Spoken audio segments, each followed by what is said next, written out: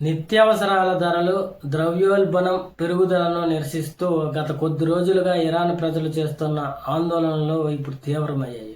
Iran supreme నేత అయాతుల్లా Ali Khamenei నాయకత్వంలో పతనమవుతున్న ఆర్థిక వ్యవస్థ, పెరుగుతున్న జీవన వ్యయం, భద్రతా బలగాల అణచివేత చర్యలతో ఆగ్రహించిన ఇరాన్ ప్రజలు వీధుల్లోకి వచ్చి మతతత్వ ప్రభుత్వానికి వ్యతిరేకంగా నినాదాలు చేస్తున్నారు. రాత్రి వేళల్లో ఆందోళనలు మరింత ఉధృతం కావడంతో ఇంటర్నెట్, అంతర్జాతీయ టెలిఫోన్ సేవలు ఇరాన్ ప్రభుత్వం నిలిపివేసింది. అయితే ఈ నిరసనలపై అమెరికా అధ్యక్షుడు ట్రంప్ కూడా స్పందించిన సంగతి మనకు తెలుసు. అదేవిధంగా ఇరాన్ లో నిరసనలు దేశవ్యాప్తంగా విస్తరించాయి. మార్కెట్లు, దుకాణాలు మూతపడ్డాయి. ఈ నిరసనల్లో ఇప్పటి వరకు కనీసం 42 మంది మరణించగా 2270 మందికి పైగా అదుపులోకి తీసుకున్నారని అమెరికా కేంద్రంగా పనిచేసే మానవ హక్కుల సంస్థ తెలిపింది. ఇరాన్ ప్రభుత్వం జోక్యం చేసుకోవడం వల్లే ఇంటర్నెట్ నిలిచిపోయిందని, గతంలో ఇలాంటి చర్యల తర్వాత ప్రభుత్వ అణచివేతలు తీవ్రమయ్యాయని, అదేవిధంగా కరెన్సీ పతనం, ద్రవ్యోల్బణం, రాజకీయ సామాజిక స్వేచ్ఛలపై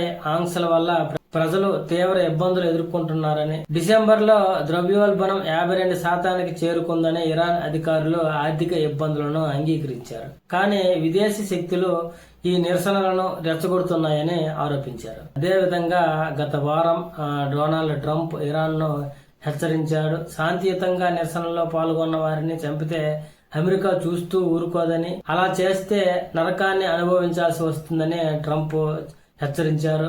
అదేవిధంగా డొనాల్డ్ ట్రంప్ మాట్లాడుతూ నిరసనకారుల చట్టబద్ధమైన డిమాండ్లను అధ్యక్షుడు అంగీకరించాలని, ఉద్రిక్తతను తగ్గించడానికి ప్రయత్నించాలని, ఆర్థిక పరిస్థితులను మెరుగుపరచడానికి చర్యలు తీసుకోవాలని ఆయన ప్రభుత్వాన్ని కోరాడు.